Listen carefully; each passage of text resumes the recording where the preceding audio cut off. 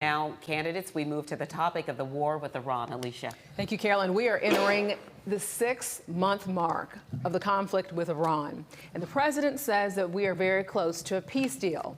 Mr. Norman, I'm going to start with you. In your opinion, can the war with Iran end if Iran maintains some degree of a nuclear program and retains some control over the Strait of Hormuz?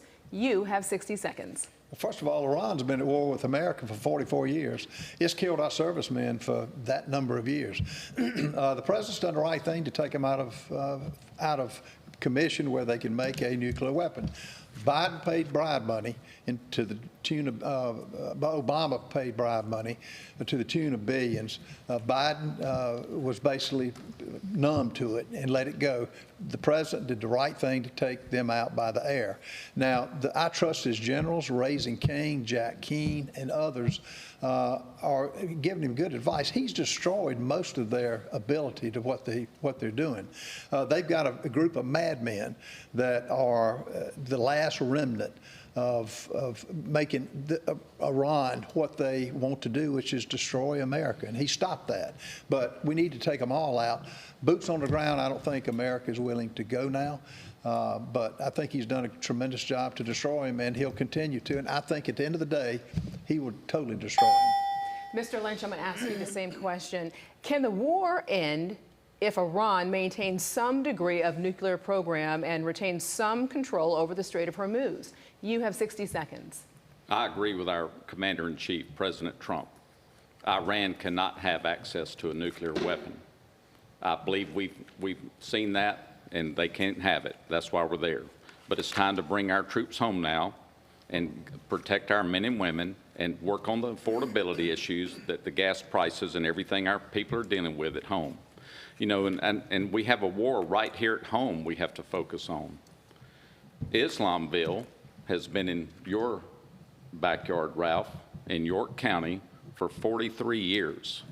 Sheikh Ali Bulgaric is a head of the Muslim Association in America.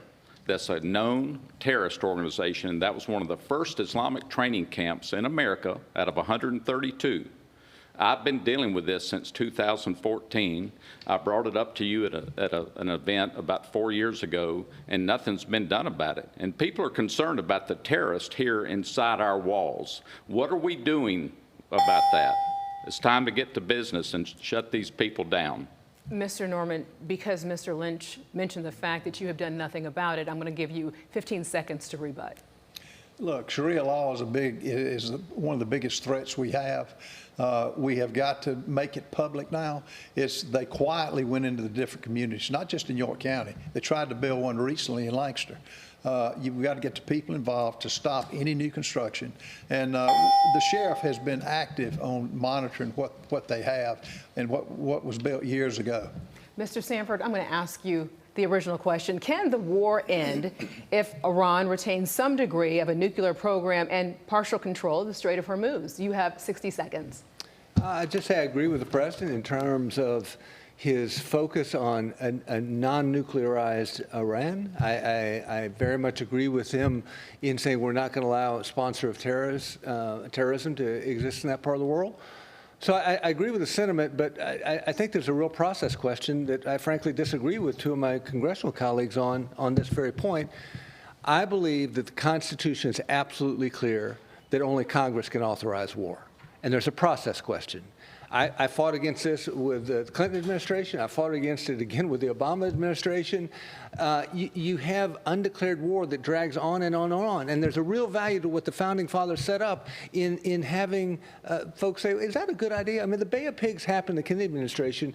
There were very bright people, but it was groupthink. There wasn't a diversity of different opinions. Say, is that a really good, hey, let's think that through. What's our exit strategy?